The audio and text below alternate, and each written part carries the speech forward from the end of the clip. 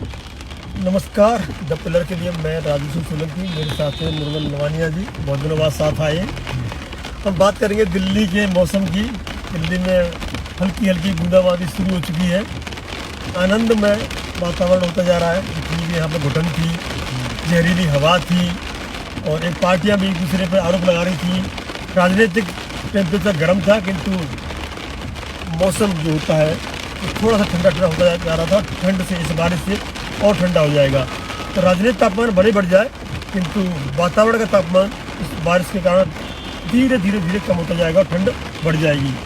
तो लवानिया जी, ये जानना चाहूँगा कि इस बूंदाबांदी से क्या राहत मिल सकती है आम जनता को, दिल्ली की जनता को? भाई बहुत राहत मिलेगी अगर ये 20-25 मिनट ठीक ठाक पड़ रही है, ऐसी हो गई ना जी, तो इससे ये बहुत धूल जो कण है सब नीचे आ जाएंगे। पत्तों के, पेड़ों के पत्ते साफ हो जाएंगे। हाँ, जो है वनस्पति आएगा, पूरे पेड़ पौधे सब साफ हो जाएंगे। इतना बहुत साफ हो रही है जी। ये चालू हुआ है, हमारा नेट बीच में थोड़ा गड़बड़ था। सामने देखिए कैमरा लगा हुआ है। यहाँ 60 की स्पीड का ध्यान रखना पड़ता है हमको। हमारी स्पीड अभी 40-42 है, क्योंकि यहाँ पर आज संडे है, भीड़ भाड़ कम है, जाम कम है। खुदाई केबल की चल रही है, उससे जाम बहुत लगता है यहाँ पर। लेकिन बारिश अगर आधा घंटा, जैसे लवानिया जी ने बताया कि आधा घंटा बारिश होती है तो वातावरण स्वच्छ होगा ही, पेड़ पौधे पत्ते साफ हो जाएंगे इनके, तो जो ऑक्सीजन सूखने की क्षमता बढ़ जाएगी, कार्बन डाइऑक्साइड सूखने की, ऑक्सीजन छोड़ने की क्षमता बढ़ जाएगी और आम जनता को लाभ होगा। किंतु राजनीतिक जो सरमा गर्मी है, दिल्ली में फरवरी में इलेक्शन है, उसकी जो हलचल है, उसकी जो आपसदारी आरोप प्रत्यारोप है, उसमें कहीं ना कहीं जो सत्तारूढ़ पार्टी है आम आदमी पार्टी, उसको लाभ मिलेगा। वो कह सकते हैं कि हवा स्वच्छ है। नहीं, मुद्दा तो देखो ऐसा है, ये तो अब दिसंबर में तो 15 दिसंबर के बाद तो मौसम कम हो जाता है, हवाएं चलने लगती हैं। जैसे अभी आए थे 1 हफ्ते से हो रखा है, तो वो तो मुद्दा बना रहेगा। मुद्दे तो हटना खत्म होना ही नहीं है। इलेक्शन में ये पॉलिसी का मुद्दा, यमुना वाला मुद्दा, बहुत सारे मुद्दे हैं, ये तो बने रहेंगे। अब ये है कि बारिश होने से ये है कि भाई आम लोगों को राहत मिलेगी, थोड़ा खुली सांस ले पाएंगे, फेफड़े थोड़ा साफ हो जाएंगे फेफड़े साफ हो जाएंगे, थोड़ा सा लोगों को चैन की सांस लेने में सहूलियत हो जाएगी। बात यह है कि यहाँ से जो बरसात होगी, इसे आरोप भी लगेंगे बहुत सारे केजरीवाल के ऊपर, खासतौर पर बीजेपी और कांग्रेस खत्म हो चुकी है। बीजेपी और आम आदमी पार्टी दो की टक्कर है और दोनों में आम आदमी पार्टी सत्ता में है और केंद्र में बीजेपी है, तो बीजेपी हर कीमत में चाहेगी उनसे। जैसे कि केजरीवाल ने एमसीडी छीन ली है। एमसीडी इलेक्शन में देखा होगा आपने, आम आदमी पार्टी ने बड़ी मशक्कत के बाद 10 साल बाद करीब एमसीडी छीनी है और सत्ता में आम आदमी पार्टी है। ये कहते हैं कि जो एमसीडी में रहता है वो दिल्ली स्टेट में नहीं रहता, दिल्ली सरकार में नहीं रहता। तो क्या इसका असर पड़ने वाला है कि जो सत्ता में एमसीडी की में केजरीवाल है, तो दिल्ली प्रदेश के चुनाव होंगे, वो नुकसान हो सकता है उससे? ऐसा मैं नहीं मानता है। देखो, मेरे हिसाब से जैसे सेंटर वाले बोलते हैं, बीजेपी वाले दो इंजनी सरकार यहाँ भी है डबल इंजनी सरकार जो है भाई, तो एमसीडी वाले भी हैं और इधर आता है ये प्रांत वाले भी हैं। तो मेरे हिसाब से मैं नहीं समझता कि ऐसे। तो देखो पहले क्या हुआ, यहाँ सरकार वैसी थी, एमसीडी में होता वो नहीं होता था। अब माहौल बहुत चेंज हो गया है इलेक्शन का। क्या है कि अब देखो मेरे हिसाब से तो होता है, जैसे जितना राज्य सरकार के इलेक्शन की बात हो रही है, उतना फ़ायदा जो होगा वो अभी एक महीने बाद, क्या 15-20-25 दिन मालूम पड़ जाएगा क्या चीज़ होनी है क्या नहीं होनी, क्लियर हो जाएगी 20-25 दिन में। एक्चुअली क्या है, देखिए बारिश से जो फायदा होने वाला है केजरीवाल को होने वाला है, तो नुकसान तो अगर बीजेपी को क्या होगा, आरोप लगाने की थोड़ी क्षमता कम हो जाएगी। आरोप तो केजरीवाल को उससे फायदा होने वाला है। फायदा ये हो रहा है कि भाई आरोप तो फिर लगेंगे, आरोप तो खत्म होने वाले नहीं है। पर ये क्या वो थोड़ा ये हुआ खाली अब साफ हो गई है, ये वो है, बात तो होती रहेंगी। इससे क्या है कि देखो जो हरियाली बढ़ेगी थोड़ी सी और पत्ते साफ होंगे, तो बात तो आपने बताई थी।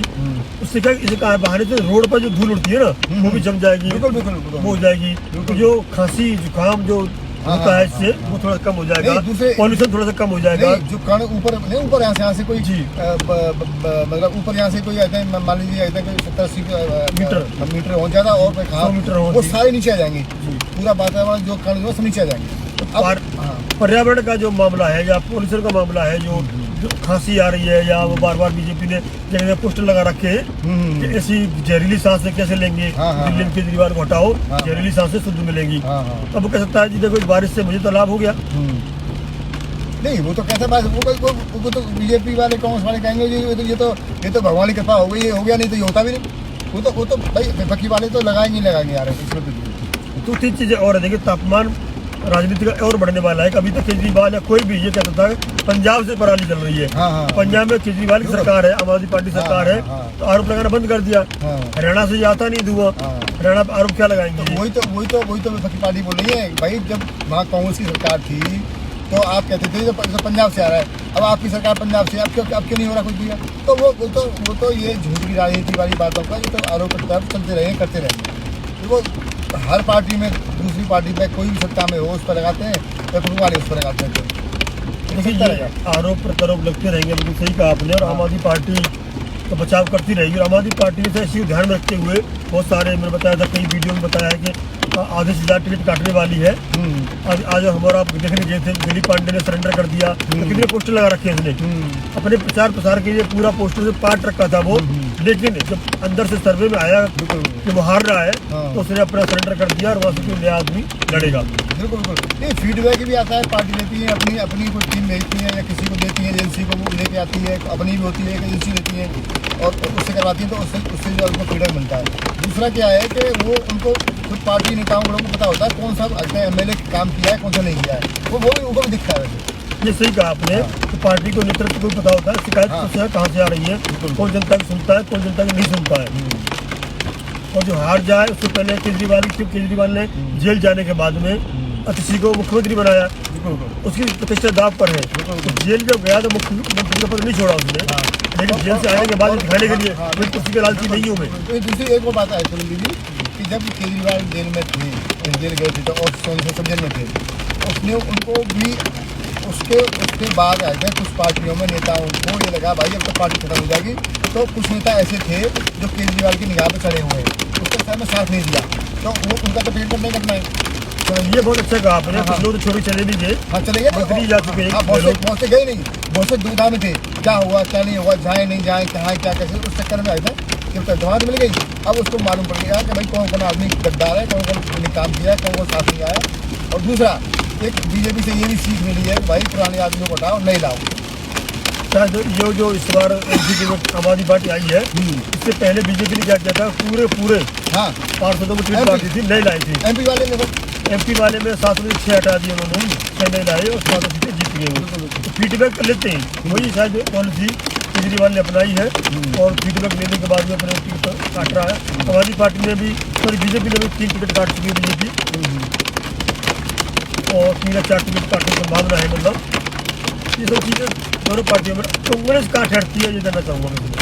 कांग्रेस का तो अभी कहीं लग नहीं रहा जी, ना कोई प्रचार में, न कुछ में, न कोई नेता, ना कोई अध्यक्ष है। एक अध्यक्ष है जो बोलता था, बाकी नेता को दिख नहीं रहा, क्या हुआ कैसे हुआ। देखो ऐसे अब क्या मेरे यार कांग्रेस से तो टक्कर में रहेगी नहीं, दूसरे नंबर पर रहेगी।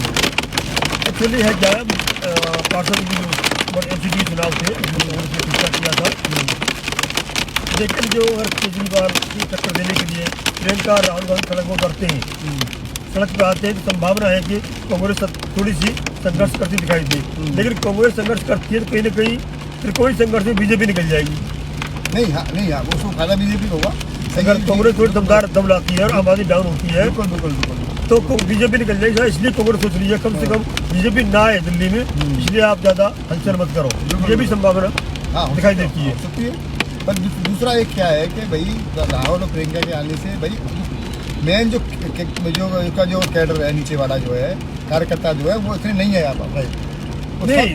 हाँ देखो, ये तो सही बात है। और अभी खड़गे जो राष्ट्रीय अध्यक्ष उन्होंने कहा है कि भाई सारी केंद्रीय टीम करेगी, क्षेत्रीय मुद्दे पे लोकसभा लड़ाया है, आराम से जीता जा सकता है। बिल्कुल क्षेत्र कर्नाटक में क्षेत्रीय मुद्दे पे लड़े थे वो, हिमाचल में क्षेत्रीय मुद्दे पे लड़े थे वो, किंतु जब महाराष्ट्र और जैसे हरियाणा के चुनाव आए तो वो केंद्रीय मुद्दे पे आ गए, क्षेत्रीय मुद्दे गौड़ हो गए उनके नहीं मुद्दे पे। दूसरा इनको जो क्षेत्रीय नेता होते हैं, जिस स्टेट के होते हैं, उन लोगों की सुननी चाहिए, उनकी भाई क्या मांग कर रहे हैं, कौन कर रहा है, कैसे कर रहा है, तो उनकी कुछ बातें माननी चाहिए। नहीं है कि ऊपर से बातें ठोक दी जाएँ और फिर दूसरों से क्या मेरे से जीतता है, ऐसा नहीं हो पाता।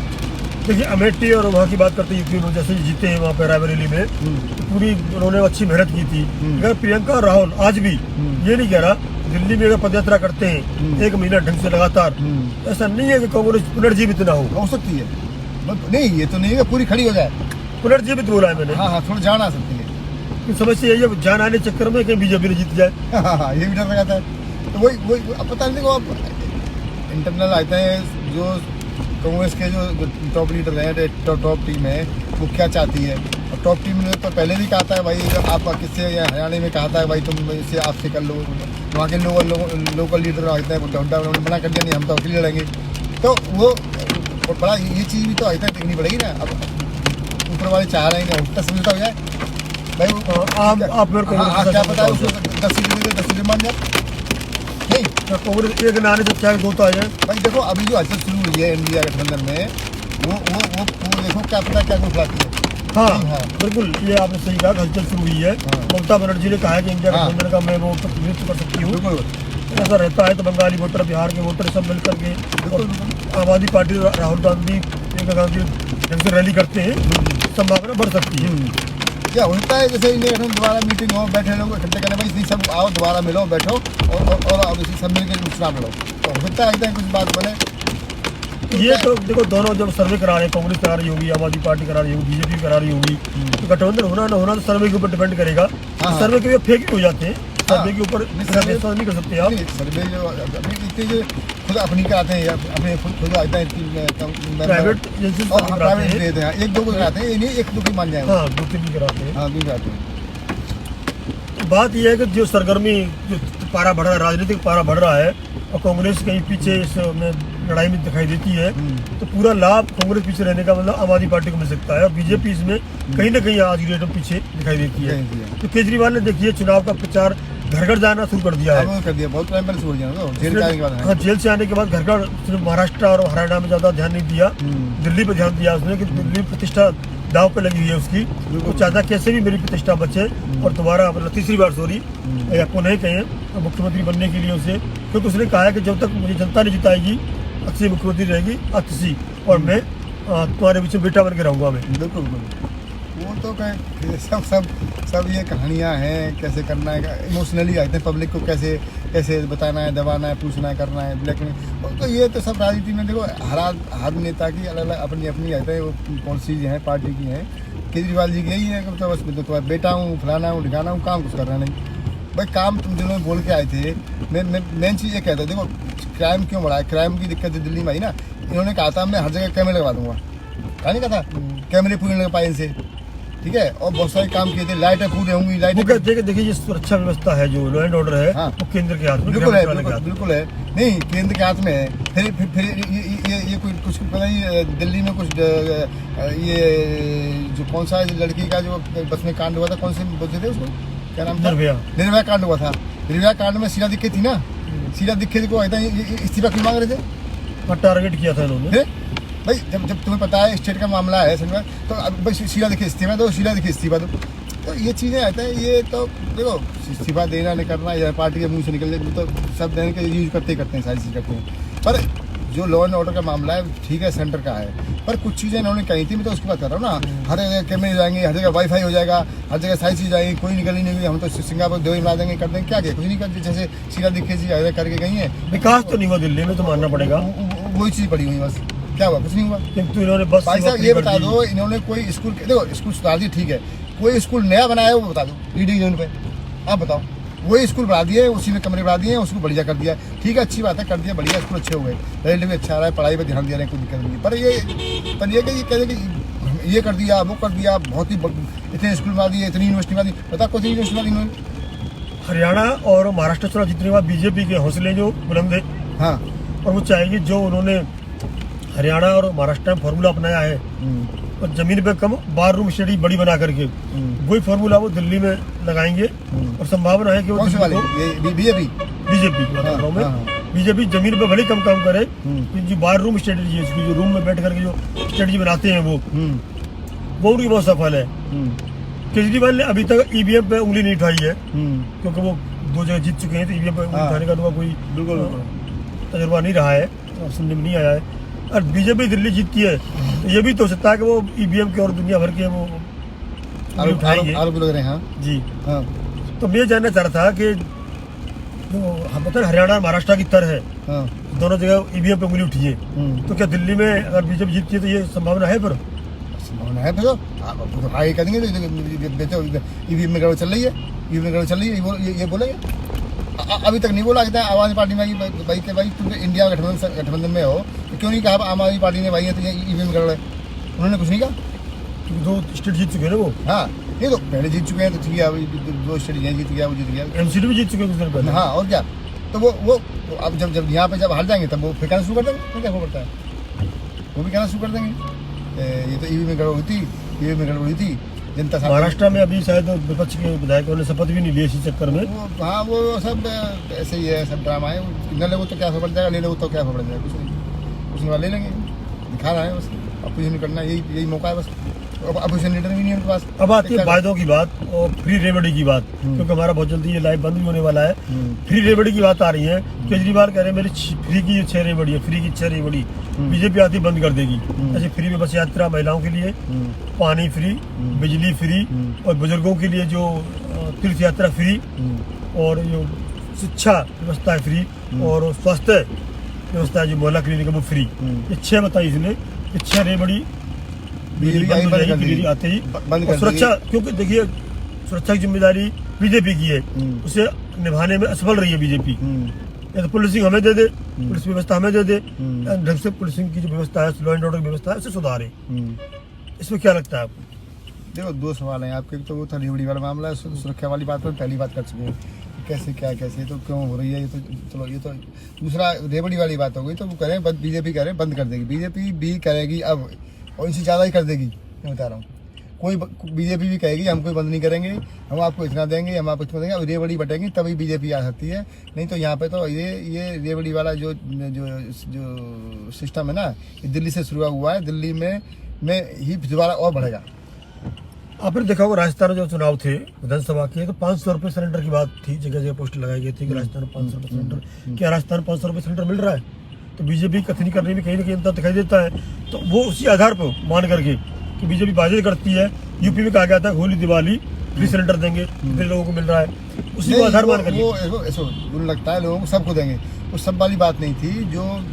जो उस कैटेगरी में आते हैं इसमें गरीब कार्ड वाली बात है, कौन सी बोलते हैं इसको योजना को, वो उन लोगों को मिल रहा है, मिलता भी है वो। अब लोगों को लगता है कि सबको देंगे, सबको थोड़ी दे देंगे। सबके लिए बोल रहा है कौन? केजरीवाल वही तो कह रहा है, मेरे जाते ही ये फिर उसके अलग अलग क्रम बना देंगे, उन्हीं को देंगे, बाकी सबका ज्यादातर लोगों का रेवड़ियाँ बंद कर देंगे। नहीं बीजेपी बंद नहीं करेगी, कुछ आगे भी जाना है और कुछ करने हैं। पर ये कि ठीक है कहते हैं वो करेगी, कोई काम चलाने के लिए, काम डेवलपमेंट करने के लिए पैसा कहाँ से आएगा वो देखेगी, और टैक्स लगा देगी, कहीं और कमाई पैसे कर देगी, पर बंद नहीं करेगी। कुछ होता है 1-2 बंद कर दे, जैसे हमारी बसों में है वो घुसता है गरीबों के लिए, कहते हैं वो पास होता है, पास इशू कर दे, हर एक के लिए ना हो, तो ये कर सकती है। या ये साल से नहीं चलेगा, बाद में देखो कम कर सकती है, पर पूरे तो बंद नहीं, मेरा से बीजेपी बंद नहीं करेगी। किंतु इससे दूसरी तरफ ध्यान दीजिए आप, जो फ्री की रेवड़ी चक्कर पलायन चल रहा है, जो बिहार के लोग हैं, पूर्वांचल के लोग हैं, पहाड़ के लोग हैं, जो पलायन होता जा रहा है इसी चक्कर में कि भाई यहाँ और जगह क्या मजदूरी कम है, यहाँ 18,000 से करीब एवरेज मजदूरी का मिनिमम मजदूरी है जो उससे ऊपर ही मिलेगी, और जो फ्री में राशन सब फ्री में अच्छी चीजें मिल रही है आपको। पलायन बढ़ रहा है, दिल्ली की जनसंख्या विस्फोट नहीं हुआ क्या? विस्फोट तो होगा, पर ये देखते ना यहाँ पे फिर आके रहना अभी, हाँ रहना खाना भी तो फिर महंगा भी है। नहीं कहाँ महंगा, 18,000 रुपये मिल रहे हैं तो मजदूरी ज्यादा मिल रही है, फ्री बिजली, फ्री पानी, फ्री राशन, फ्री बस सेवा, सब फ्री मिल रहा है, तो क्या खर्चा है? हाँ तो फिर सही बात करेंगे, ये सब ये भागेंगे फिर। तो यहाँ भागेंगे, दिल्ली की एक लिमिट है ना झेलने की, लिमिट तो है ही, आबादी झेलने की। बिल्कुल, तो वो चीजें तो होंगी। देखो पब्लिक बहुत ज्यादा यहाँ आएगी तो यहाँ सुधार नहीं होगा और बिगाड़ ही होगा, क्योंकि साफ सफाई रखना है, सारी सबकी व्यवस्था करना, वो बड़ी दिक्कतें हो जाएंगी। अब देखो अब कितना असर पड़ता है, नहीं पड़ता है, अभी 10 साल इनको हो गए और बढ़ी रही है पब्लिक, और देखो मालूम पड़ेगी क्या होता है। भाई पब्लिक दिल्ली की नहीं, भले ही रह रहे एनसीआर में हो वो, हाँ वो दिल्ली मानते हैं, दिल्ली हो जाता है ना, काम दिल्ली में करेंगे, पैसे दिल्ली के हिसाब से मिलेंगे उनको, और वहाँ का भी राशन कार्ड बनवा लेते हैं वो सुविधाएं मिलती है उनको, उपचार की सुविधाएं मिलती है, शिक्षा फ्री है, सब कुछ फ्री है। तो जो बिहार में बेचारा भूखा है या नहीं इसकी कोई व्यवस्था है, या पहाड़ में जो देखा ये पलायन कितना हो रहा है, ये स्थिति कभी तो रुकेगी। रुको ये देखो, जब समस्याएं पैदा होंगी ना, जब समस्या वोट के चक्कर में फ्री बांट करके वोट के चक्कर फ्री बांट करके दिल्ली बुलाते रहोगे आप, देखो कोई विकल्प नहीं है। देखो विकल्प जो है जब ही होगा जब कुछ दिक्कतें पैदा होंगी, डेवलपमेंट जब रुक जाएगा ना तब मालूम पड़ेगी। तनख्वाह नहीं मिलेंगी, दिक्कतें पैदा हो रही है। नहीं, दिल्ली में आज जनसंख्या का फुट है यो, तनख्वाह नहीं मिलेंगी स्टाफ को, बहुत सारे काम नहीं होंगे, टैक्स लगाना पड़ेगा इनको सीधे, इधर से इधर ये काम है, इधर से पकड़ लो, इधर से दे दो, तो फिर मालूम पड़ेगा पब्लिक को तो हमसे ले रहा है, हमसे दे रहा है। अब हिमाचल में किया है देखो, हिमाचल में वहाँ पर सरकार आने के बाद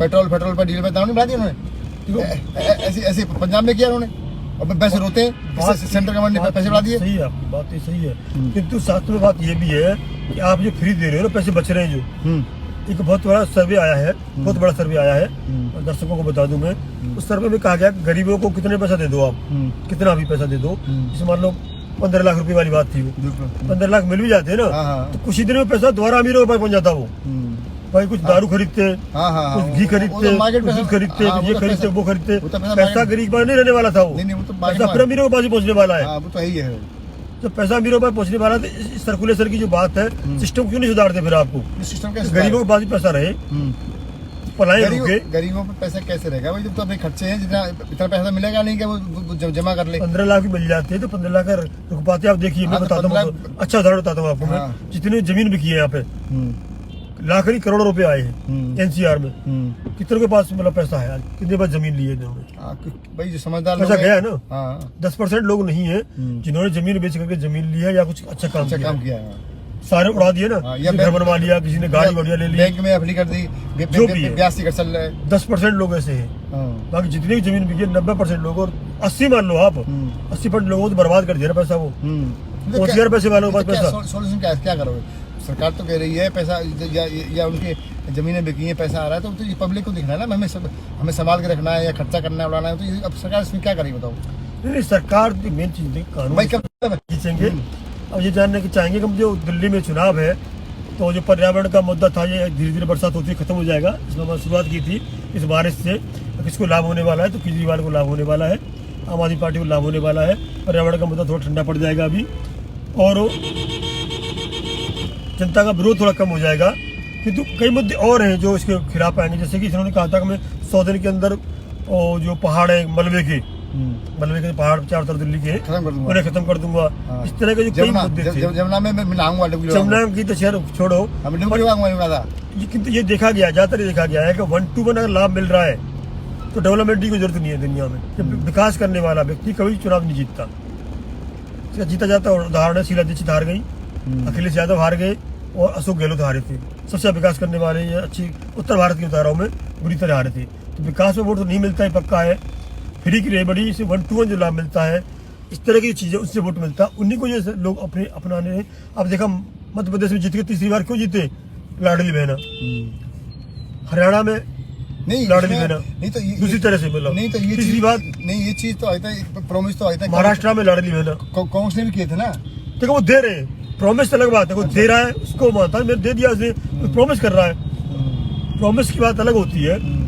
झारखंड में लाडली बहना मतलब बात वही आ जाती है, नाम कोई भी योजना का कुछ भी हो, मेहतारिया कुछ भी हो, किंतु 1 to 1 लाभ मेरे खाते में सरकार ने कितना दिया, बिल्कुल हमें क्या मिल रहा है, हमें क्या मिला, वोट के बदले हमें क्या मिला, इतने रुपए मिले और साल भर तक मिलेंगे, 5 साल तक मिलेंगे, तो ठीक है तो ये वोट देते हैं। ये मानसिकता बन गई है, ये कितनी घातक है, बिल्कुल घातक है। तो ये इकोनॉमी के लिए घातक है, डेवलपमेंट रुक जाता है, विकास रुक जाता है, और आगे जाके इतनी प्रॉब्लम। देखो अब ये आंकड़े में हमें तो पता नहीं, हम सुनते हैं, खबर पढ़ाए, टीवी में देखते हैं, हर एक कितने स्टेट हैं आते हैं जहाँ पे कितना कर्जा है, हर स्टेट में कर्जा हो रखा है काम करने के लिए।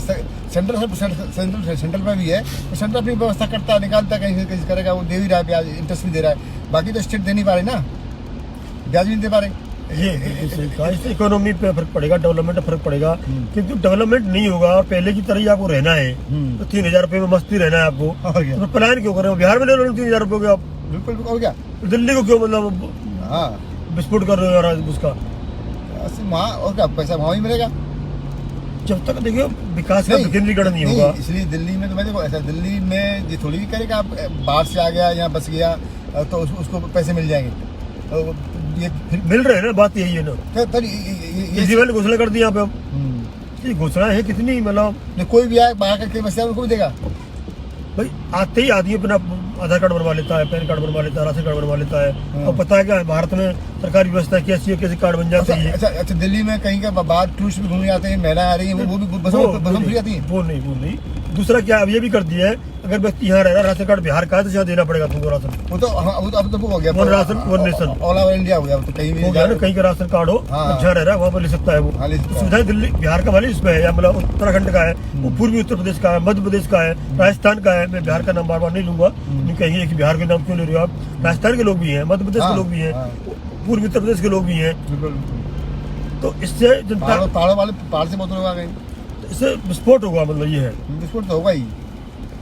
और देखिए यूपी हरियाणा वाले, पंजाब वाले विदेश जा रहे हैं, वही तो पलायन है। बिल्कुल। तो ये पलायन की व्यवस्था कब तक चलेगी, तो हम इसे यहीं छोड़ते हैं। आप हमें बताइए, 2-3 क्वेश्चन आपके साथ छोड़ते हैं हम। इससे दिल्ली 2025 में क्या और मुद्दे रहने वाले हैं जो जनता से जुड़े हुए हैं, और किसको इस बारिश से या इस पॉल्यूशन की धार से या जहरीली सांस से हानि और लाभ हो सकता है। इसी तरह की हम बहस करते रहेंगे, आप तुरंत तत्काल मुद्दों पर चर्चा करते रहेंगे। बने रहिए द पिलर के साथ। जय हिंद, जय भारत।